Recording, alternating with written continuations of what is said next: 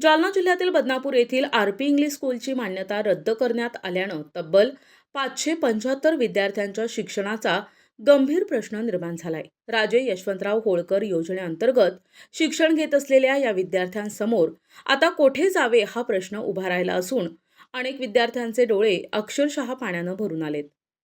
शैक्षणिक सत्र सुरू होऊन 1 महिना उलटून गेल्यानंतरही ही कारवाई झाल्यामुळे विद्यार्थ्यांचे शैक्षणिक नुकसान होण्याची दाट शक्यता व्यक्त होत आहे.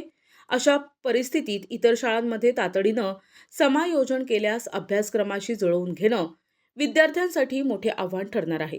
या पार्श्वभूमीवर पालकांकडून प्रश्न उपस्थित केला जात आहे की धनगर समाजासाठी सुरू असलेली ही योजना बंद पाडण्याचा हा षडयंत्र तर नाही ना?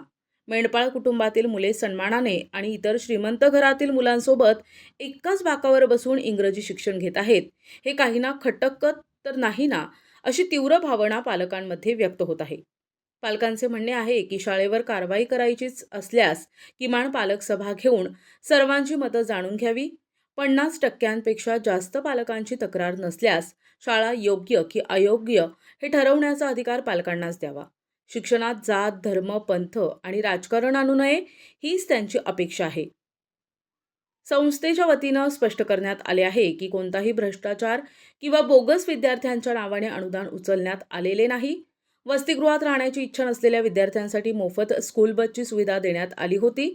मात्र 1 सप्टेंबरच्या पत्रानुसार शाळेची मान्यता रद्द करण्यात आल्यानं संस्थेसह विद्यार्थी आणि पालक अडचणीत सापडलेत.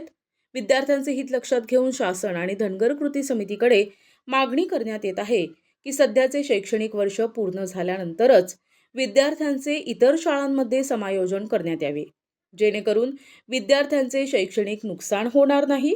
आता शासनाने या संपूर्ण प्रकरणाचा संवेदनशीलतेने विचार करून विद्यार्थ्यांच्या भवितव्याला प्राधान्य द्यावे, अशी जोरदार मागणी बदनापूर तालुक्यातून होत आहे. प्रतिनिधी किशोर शिरसाट, NTV न्यूज मराठी, जालना.